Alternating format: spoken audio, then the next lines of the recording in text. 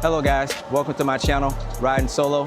I'm your host, Dion, and this channel is going to be focused on new riders and their experience and progress in learning how to ride, and also for any moto enthusiast that loves motorcycles. So with that being said, let's swing a leg over two wheels and go for a ride.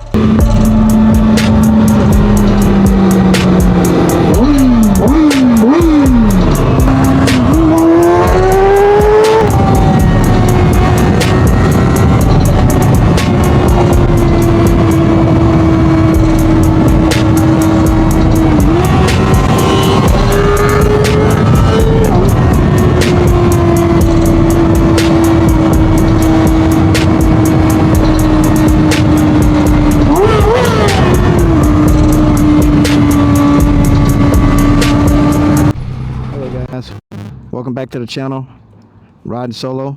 I'm your host, Dion, and today's topic is what bike should a beginner start on?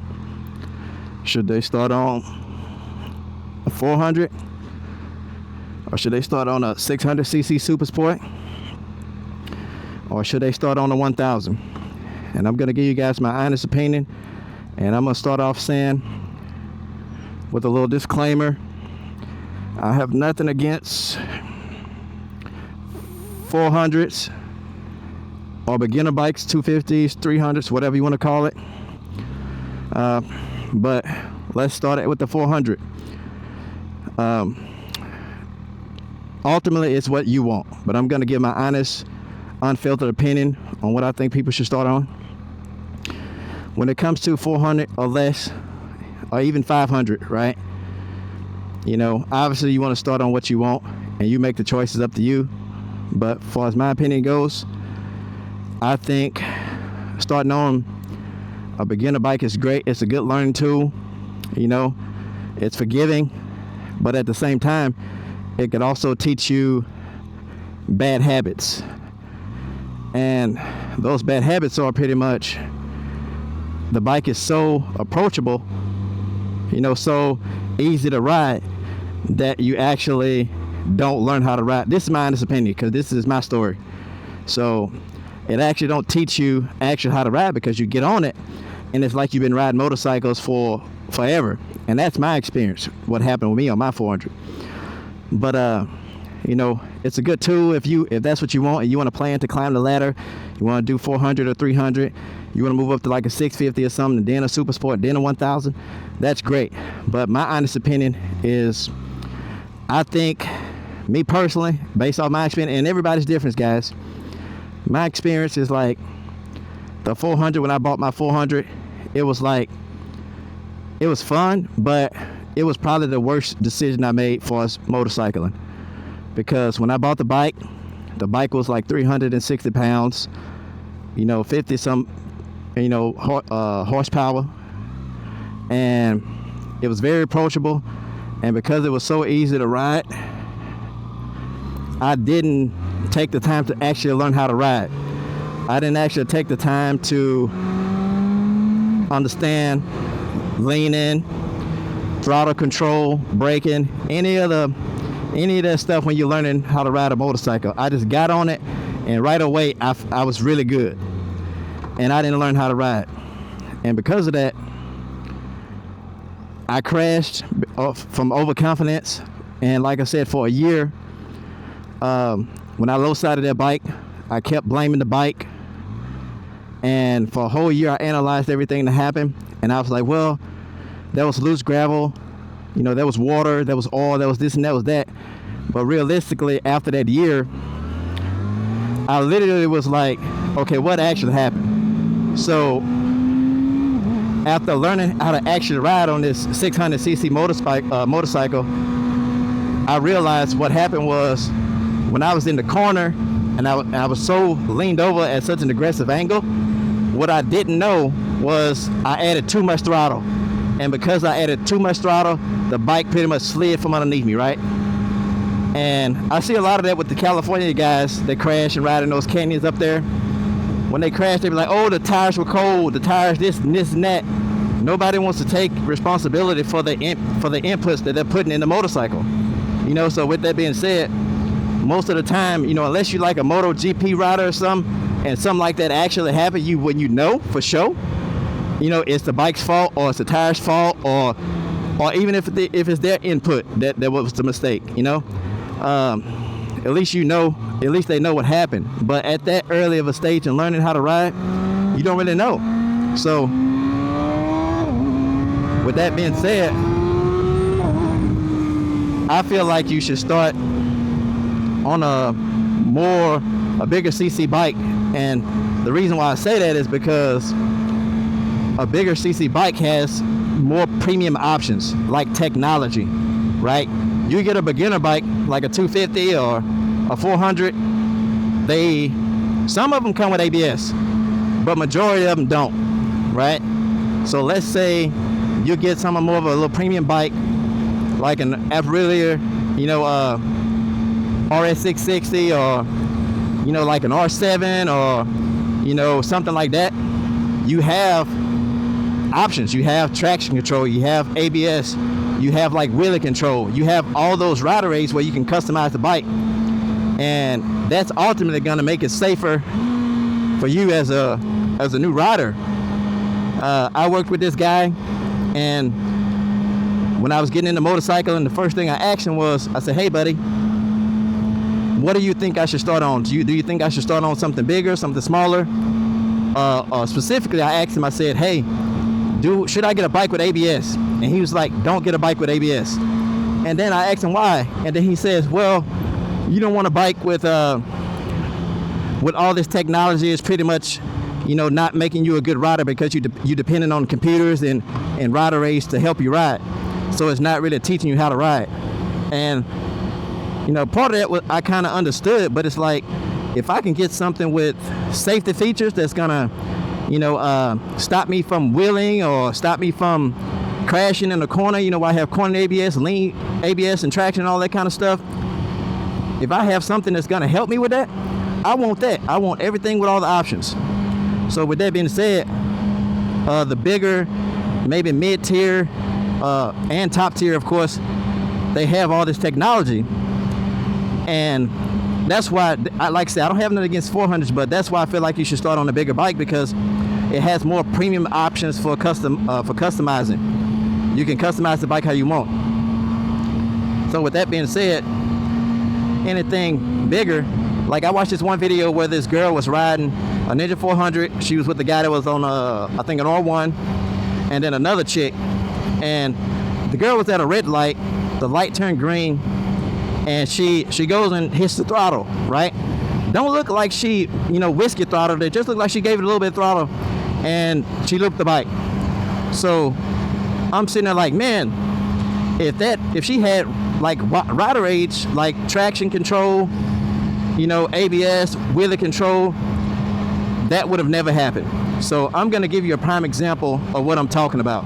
So right now I have this bike in full power mode with the traction control, Kawasaki traction control at level 3.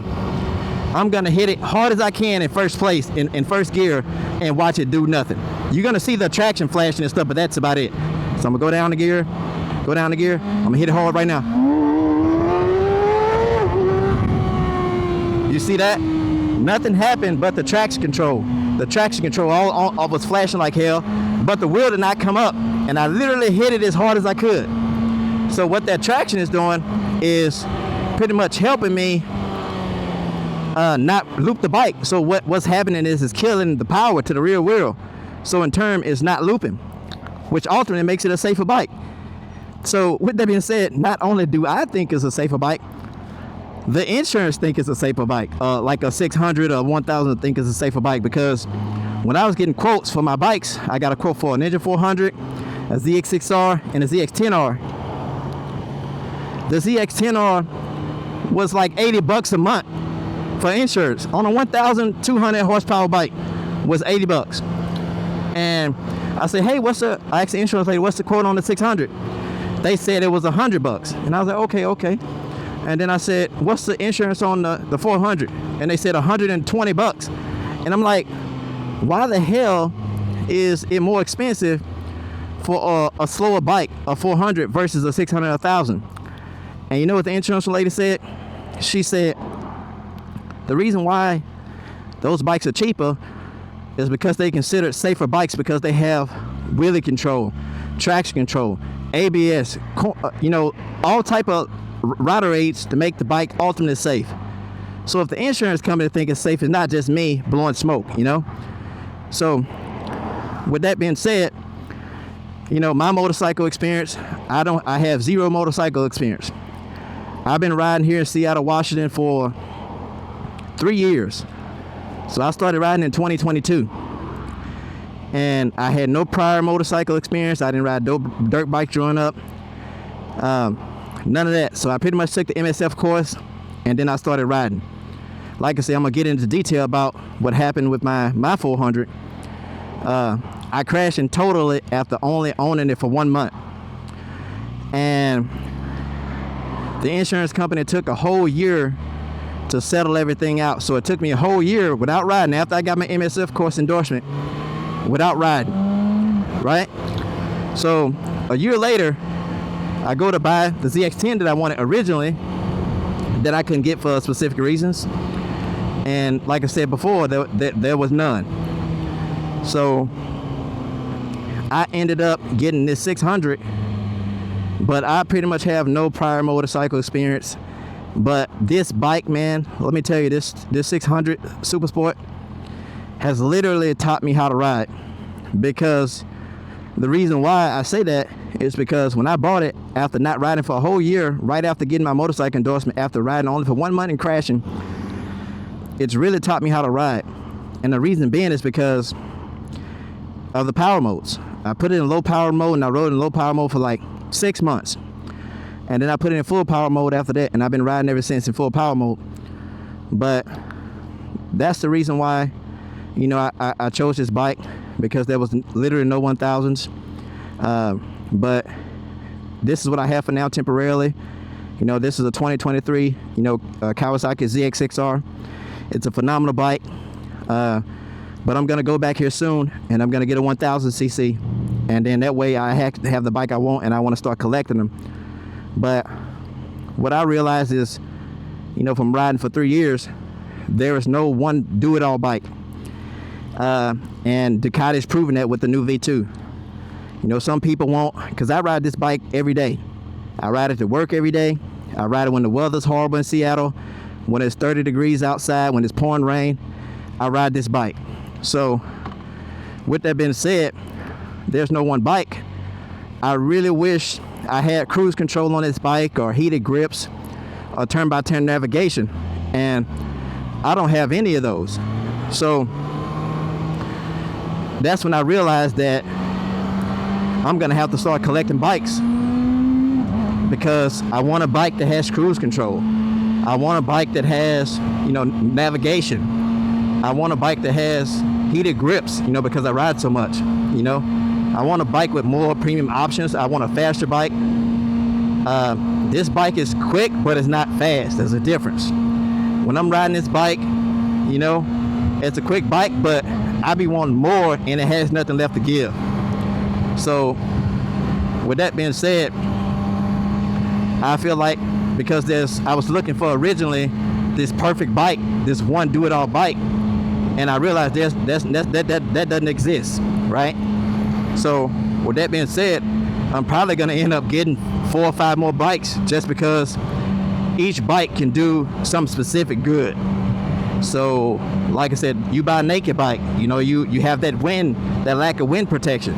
There's all different kinds of negatives and positives with all bikes. So with that being said, I think I'm just going to start collecting bikes and just enjoy riding. But as a new rider, people will say, oh, a 400 is a safe bike, a 600, 1000 will kill you. Any bike will kill you. It's the rider, not the bike. So I started on this 600. I'm gonna say I started on this 600, but really I started on the 400. But I'm gonna say I started on this 600. And the reason why I'm gonna say that is because I had only rode for a month before I crashed, and then not a year. So with that being said, this 600 I'm gonna use for a track bike, and then I'm gonna end up buying some more bikes. but there's truly no one bike for everything. So with that being said, like, share, subscribe. I'm gonna end this video here, and have a good one, people.